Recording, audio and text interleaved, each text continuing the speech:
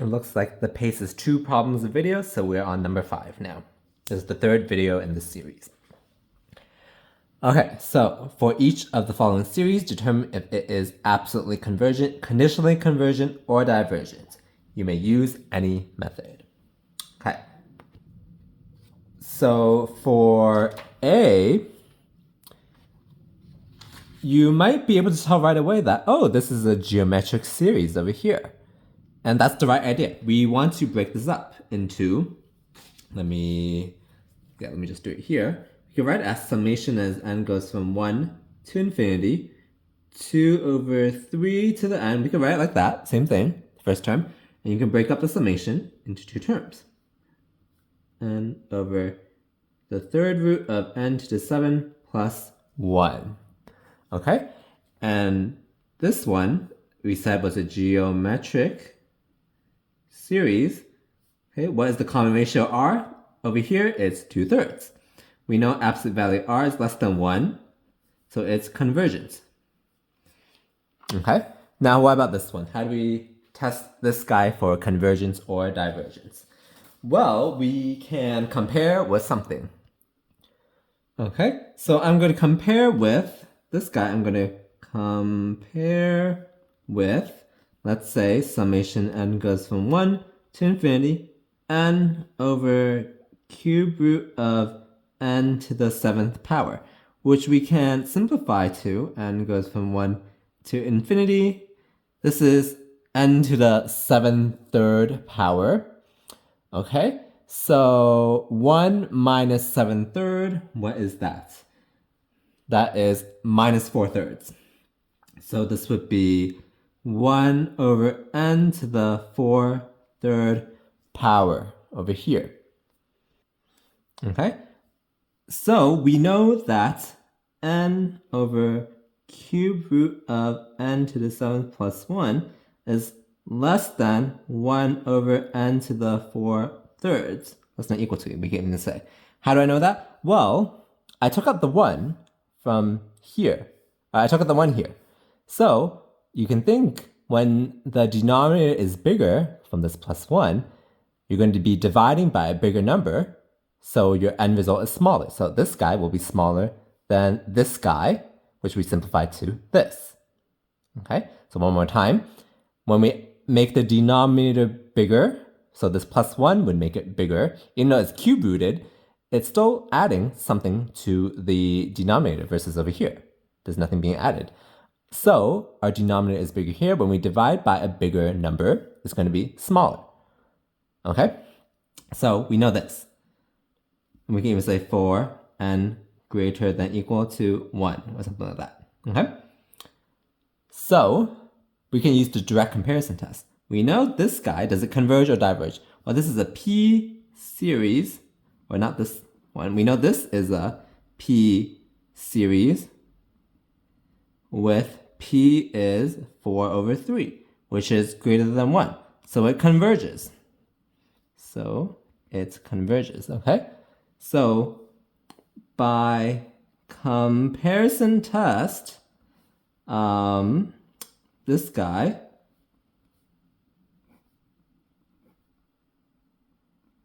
also converges. Okay? If something bigger converges, something smaller must also converge. Okay? So this whole guy converges. Because the individual pieces both converge. This was a geometric series that converge. This one we did a comparison test, which told us it converged, so the whole thing converges. All right, so B, how do we find B? Well, the big clue here is factorials. Which test is good for factorials? That's the ratio test. So here you have to get your notation right in order to do this right. So let's do limit as n goes to infinity. A sub n plus 1. So here, watch what I'm doing and how I'm notating it. So it'll be n plus 1. That guy is in the factorial. And then this whole guy is cubed. Okay? And the bottom, it would be 3 times n plus 1. This whole thing is factorial. I don't know if that's even a word. This whole thing is in the factorial. Okay? And we multiply by the reciprocal, 3n factorial over n factorial cubed. Okay, this is our setup. Very important to have the parentheses right. Okay, so we have limit n goes to infinity. So we can rewrite this n plus 1 factorial as n plus 1 times n factorial. Okay, that whole thing is still cubed, so you got to be really careful there. Okay, and here we can expand it to, inside the factorial still is 3n plus 3 factorial. Okay, this over here, let's leave alone. Okay, we continue. So we can distribute this exponent to both these terms. So it'll be n plus 1 cubed n factorial cubed. And here I can rewrite it as 3n plus 3, 3n plus 2, 3n plus 1, 3n factorial. Okay, why in the world would I want to do that? Well, because I'm going to make this look kind of ugly, but we still have this 3n factorial over n factorial cubed. Okay, now hopefully you can see things cancel. This would cancel with this. This 3n factorial cancels with this 3n factorial. So let's clean it up. What do we have left? N plus 1 cubed over 3n plus 3, 3n plus 2, 3n plus 1. Okay? How do we evaluate this limit? Well, you remember my shortcuts, if I've taught it to you before. We can expand this out to be n cubed plus, we don't care. Over here, when we expand it out, the biggest term would be 3 cubed, which is 27n cubed plus dot dot dot dot dot. Okay, and to find this limit, that's just 1 over 27. Okay, this is less than 1, so it converges by the ratio test. It absolutely converges, actually. Okay, and actually that's what this was asking us, if it absolutely converges or not. Okay, so I forgot to do that for part A. We found if this converges, that's fine. But what about, does the absolute value converge? It does, because if we take the absolute value of the whole thing, everything's positive, so it's the exact same thing. So this also absolutely converges. Okay, there's nothing negative about these two. So the absolute value would be the same, and we already found that both of them converge, so it absolutely converges. And the ratio test directly finds if it absolutely converges or not. Okay, then let's move on to the next one. For each of the following sequences, determine if it converges or diverges. If it converges, find the limit. Okay? So, the first one's very easy, actually. The second one looks a little more challenging, but it's doable. Okay, so we just take the limit of both of them. So the first one will be limit of ln n over n plus 1 as n goes to infinity. If we plug in infinity right away, we get infinity over infinity. So we can use L'Hopital's rule. Derivative of the top would just be 1 over n. Derivative of the bottom would just be 1.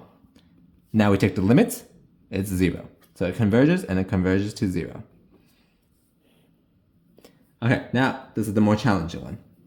Okay, so we want to take the limit of this guy. Notice that if we plug in infinity right away, let me just write it first.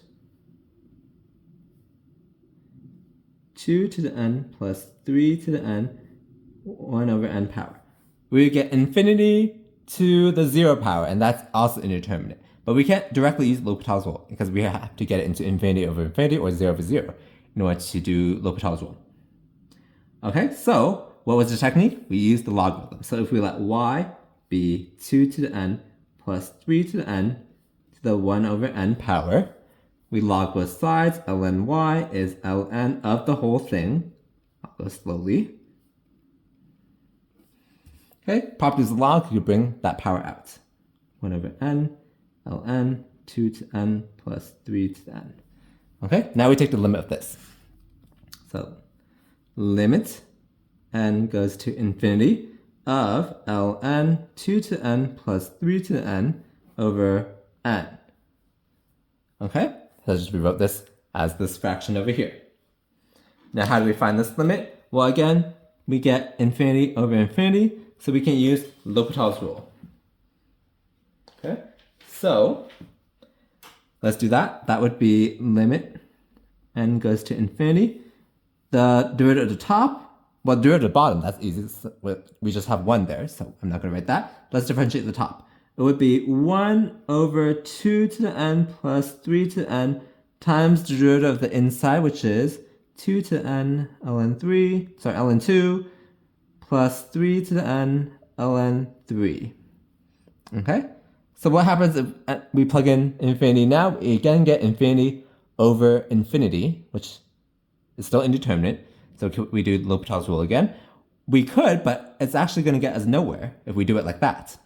Because as I just differentiated these two, you see that it's the exponential function and just times a log. Okay? So, or times some constant. So if we keep differentiating the top and also the bottom, we'll keep getting the same thing times ln 2 plus 3. So if you can kind of see what I'm trying to say, is if we differentiate the top again, we get 2 to n ln 2 times another ln 2. And differentiate this one, that'll be 3 to the n ln 3 times another ln 3. Okay, and the bottom we get similar. So it'll get nowhere, basically, if we keep doing L'Hopital's rule. So let's do a little something else. Let's do it like this. So let me first write it as one fraction to make it nice.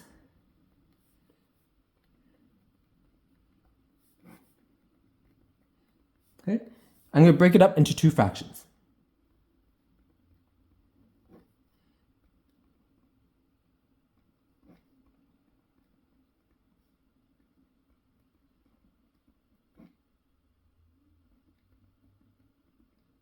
Like this.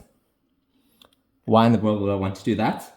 Well, I can factor out stuff from both of them. So it'd be limit n goes to infinity up. For this one, let me factor out a 2 to the n from the bottom. Because the top is already a multiplication of 2 things, so we don't really need to factor that. So factor out 2 to the n, it'll be 1 plus 3 to the n over 2 to the n. Okay?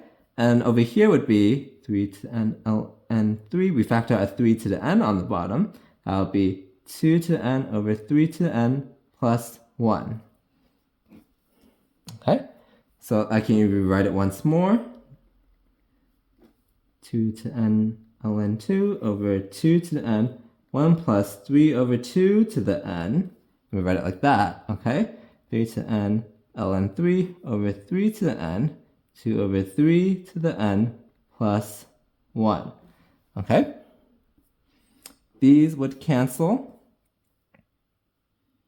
Now, what happens? Well, as n goes to infinity, 3 over 2 to the infinity would blow up. It's like a geometric series. When r is bigger than 1, it will diverge. So this will blow up. And the denominator would get bigger and bigger. It'll get to infinity. So the limit of the first term would be 0. Now over here, the limit would approach 0 as n goes to infinity for 2 over 3. Okay? So 0 plus 1, we are left with we're left with 1 on the bottom and ln 3 still on top. So plus ln 3. So we're left with ln 3 as the limit of this, which is not our original function. We have to exponentiate it back. So it'll be e to the ln 3, which is 3. And that's our answer. So it also converges, but it converges to 3. Okay? This one was a little trickier, but that's how you do this one. And that's about another 15 minutes. So I'll see you in the next video.